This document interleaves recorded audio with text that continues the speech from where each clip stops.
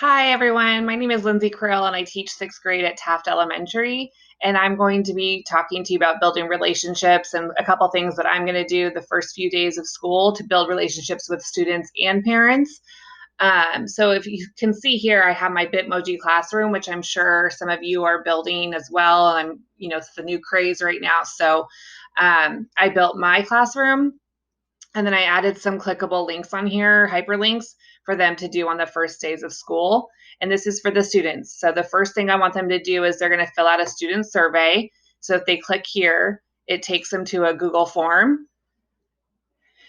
And some things that, just the first days of school, usually you have them do these on worksheets, but this time I'm going to have them do it on a Google form. It's like, how do they prefer to communicate with me? I thought this was a really good tool that I did last time because some of them don't like to meet on Google Meets. Some of them like a phone call, some of them like a text message. So I want to ask them what they prefer. Do they check their school email every day? Did they learn that last year? Some of my kids struggled with that.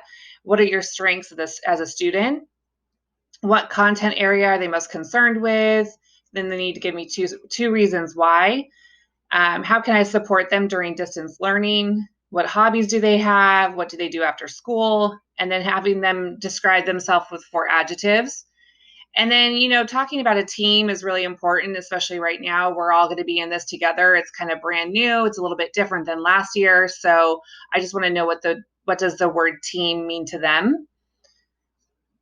So they will submit that. So I'll go back to my Bitmoji classroom. The second thing I want to do, I love this activity. It's the Avid name tent. And normally we do this, on paper, and they have it for the first, few weeks of school. But I made it into a Google Drawing activity instead. So here is the one I made for them to follow. They can change the colors, the fonts, whatever they want to do. I just wanted to give them an example. So they would just put their name here. What are they most excited about sixth grade? What is their favorite subject? What is your number one strength as a student? And if you could go anywhere in the world right now, where would they go? And then I made an example for them to follow, like kind of just to give them example for my own.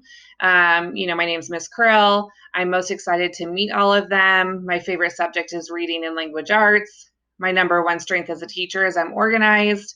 And then if I could go anywhere, it'd be Australia. And then I added pictures and images in here for each one, which I thought was kind of fun.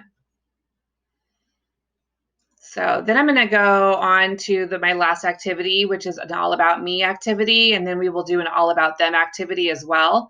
But my all about me activity, I created a Bitmoji room.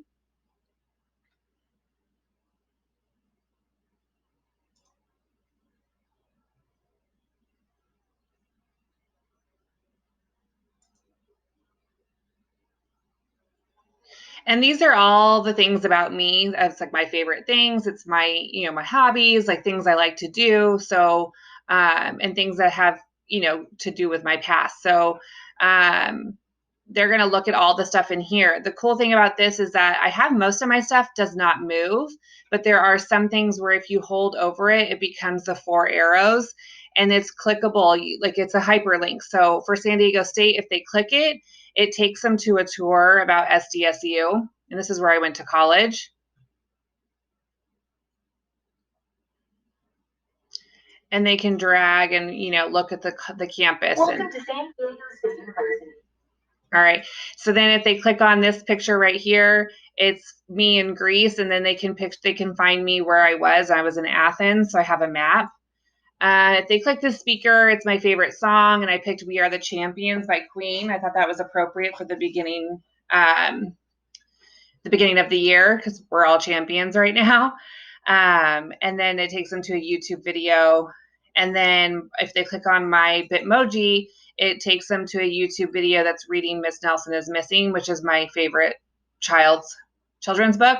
So it actually reads them the story. Then they will fill out a form right here, and that will be all their answers of what they think about me. And then we're going to go over it together, and they're going to see if they were correct. So those are just a couple things that I'm going to do the first few days. There's a ton more activities I know, and I'm sure you guys all have ideas as well. But these are just a few that I'm doing with the students on Wednesday. Okay. Also, I created a parent survey. And for my parents, I created a survey with English and Spanish. And it's just a way to communicate with them and to kind of get to know them and know that I'm here for them for anything that they need, and to get to know, kind of how they felt about distance learning and about their child. So basically, I just said, what is the best way to communicate? If they give their permission to talk with me through a cell phone for their child, because some of them have their own phones. I want to know if they have a Wi-Fi or a hotspot. It's our number one thing right now, is to get them that. If they don't, will they be home during the day? I had a problem with this last time. A lot of my parents were working, so my students weren't getting up and getting online. So I want to know if they will be home during the day or if they'll be at work, so I kind of know who to watch out for. Describe their child with 4 words. What are their child's strengths? And then how can I support them during distance learning? I think it's important to include them because, this is all so new for everyone. So I want to know if there's anything that they need. And then if there's anything specific that I need to know about their child for the upcoming year. I'm also going to use the Remind app this time. My colleague Jessica Norquist used it and she said it was great. So I'm going to have them download the app and log into my classroom. So I want to know at this time if they've done that, if they haven't, or if they do need help, so I can help them. And then, just to kind of let them know that we're all in this together. We're going to be going through these things, as a team.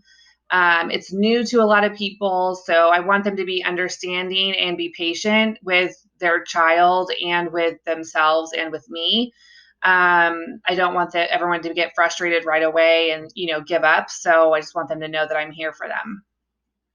So those are the few things I'm going to do to build relationships with my parents and students the first week of school. As I go on, I'm sure I'll come up with more things, as I'm sure you guys are too. So thanks for listening.